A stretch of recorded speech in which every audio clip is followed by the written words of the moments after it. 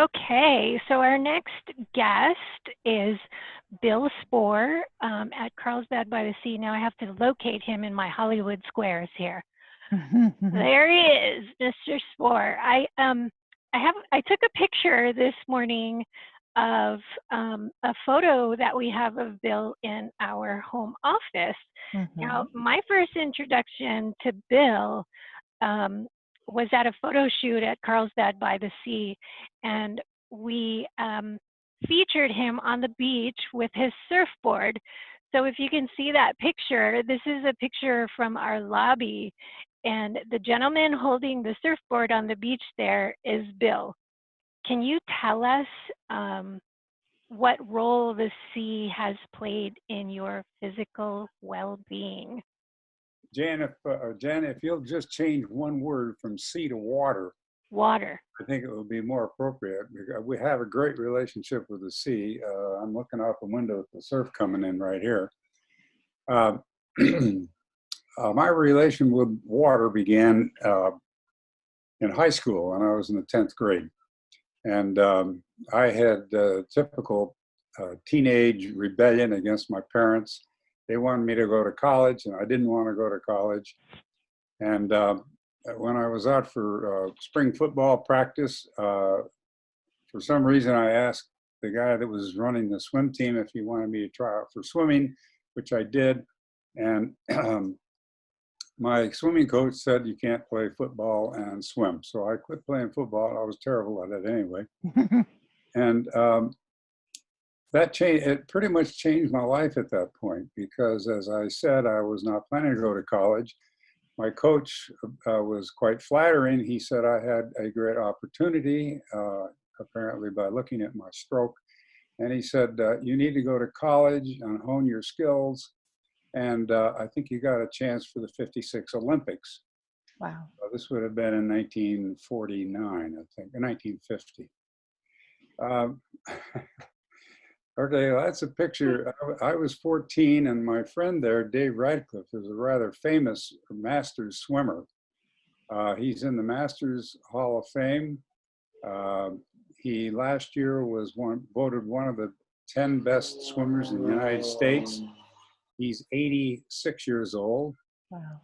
In that picture, he's 15. And this was following what they used to call a rough water swim, they now call open water swim. This happened to be a 1 mile swim down Mission Beach from one point to the next. I was still swimming junior at age 14 at that point. I don't know where I finished in that race. In any case,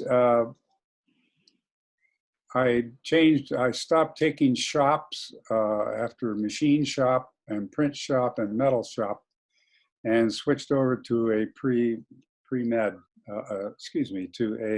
pre-college curriculum. And I went from high school to University of California, Berkeley, where I swam, and I began playing water polo also. So then I had a big hiatus from the water because I went from Cal to Stanford to medical school. And so for several years, I didn't do much in the way of water sports. I did jog and did floor exercises and so on. Then I went pretty much to jogging, soft sand jogging. But by the time I was 68, I guess, no, 62, I began having problems with my hips, which everybody will have if they run far enough, long enough for as many years. And so that's when I went back to swimming. That was 1997. I needed the cardiovascular exercise. So, and we lived very close to the Mission Beach Plunge, which was where I had worked out as a high schooler. And so that's when I got back into swimming again. I have never swum Masters. Well, I've swum 2 Masters events in 60 years, but since college, basically, I haven't done any competition. I don't plan to. But in 1997, when I began working out for swimming again, I swam 3 times a week tried to swim about 2,000 yards each workout. And this good friend of mine who you previously saw a picture of, who's now 86 and a very famous Masters swimmer, he called me on the phone in 2014 and asked me if I'd be interested in joining a group of 80-year-olds who were going to team swim the Catalina Channel. Take note, in the back there of that picture is our dive boat that accompanied, yeah, that accompanied us on our swim across the Catalina Channel. It was going to be a team swim. I was a little reluctant at first because the other 4 guys on the team, besides David, who's, as I already told you, a champion, they were all master swimmers. Some had swum the Maui Channel. One had swum the Straits of Gibraltar. I mean, these guys in the master swimming world are extremely famous guys. So I was a little reluctant, but they apparently didn't have another choice, so I signed up. At that point, all I did for the next year was to extend my workout so that so 3 mornings a week, I just swam steadily for 1 hour. And it came time for the event. I had never heard of this, but there is a Catalina Channel, not a foundation, a agency, which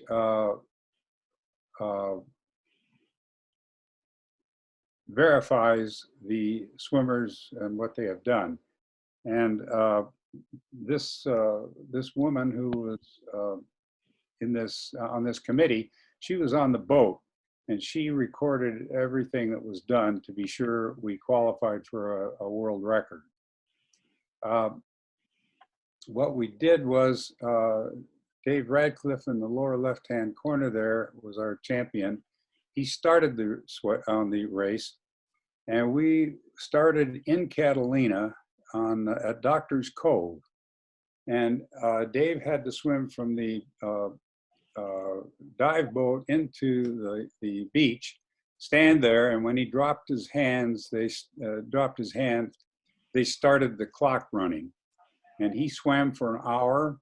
He was relieved by this guy, and after 1 hour, the changing of swimmers had to be conducted. First of all, the boat had to be stopped. They had to stop the propeller. The person who was going to take over the leg of the relay got off.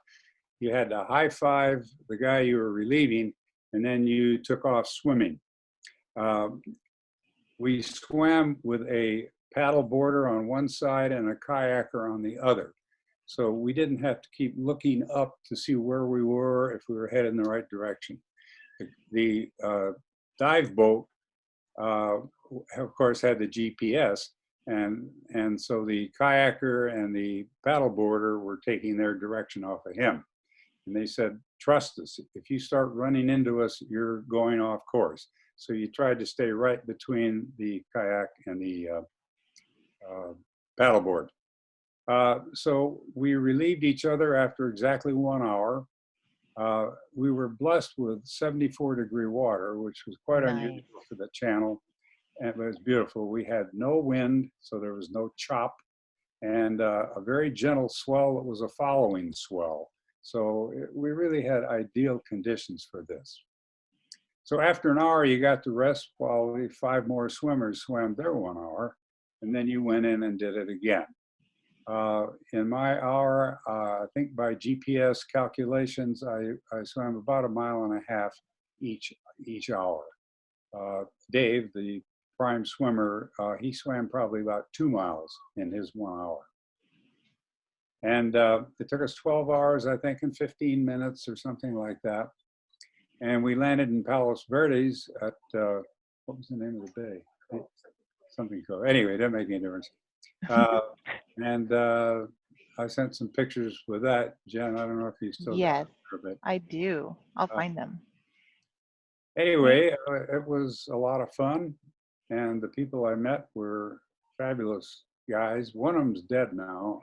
The only one to die was a guy named Graham Johnson, who was 83 at the time. So he's now, or was 88 when he passed. And he was a great guy. He was from South Africa. Helga, you'd be interested to know, he's a Brit and from South Africa. And he represented his country, South Africa, in the 1956 Melbourne Olympics. Oh, wow. As a distance swimmer. So he had actually known Dave Radcliffe, the other guy, for quite some time.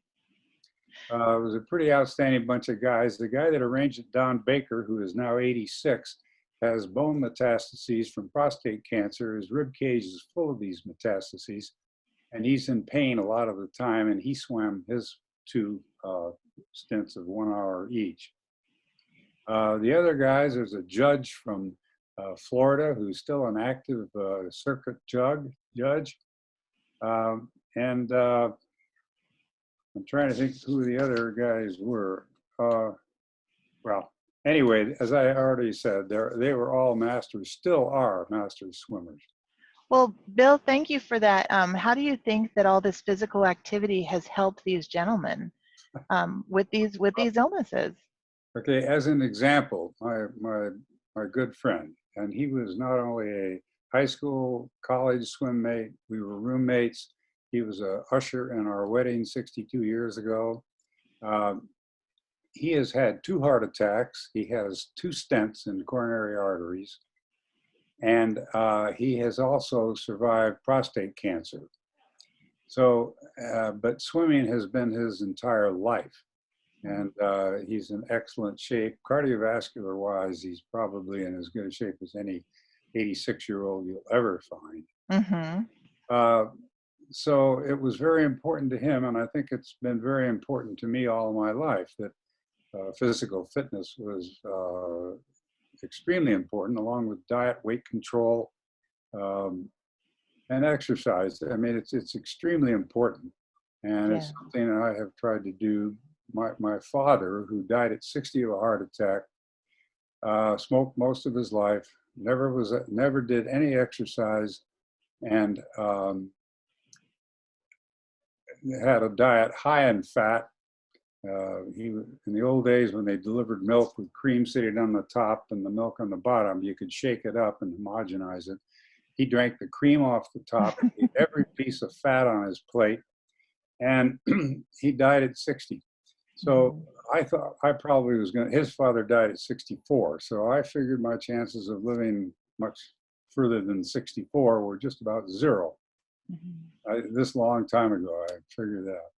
So I incorporated physical activity almost all my life to keep my weight under control and to get the cardiovascular stimulation. And so swimming was great for me. I also skied and snowboarded and played softball for 25 years and just. Oh yeah, well I already told you guys. Still with the bike. Yeah, I took up cycling at age 58 when I retired, and I did that for 25 years. And with my balance problems, I had to stop when I was 82 because I took 2 bad spills. So I still ride on a daily basis, but I ride a big fat tired bicycle, and it's pretty safe. So it keeps you up. Well, you know, I know that I've shown the photos, but I do want to show everybody now that you've told us this wonderful story. So this is you and Dave as kids, and I want to just show everybody one more time that yeah, this is you as kids, and then again, this is you and Dave when you swam this race again. Yeah.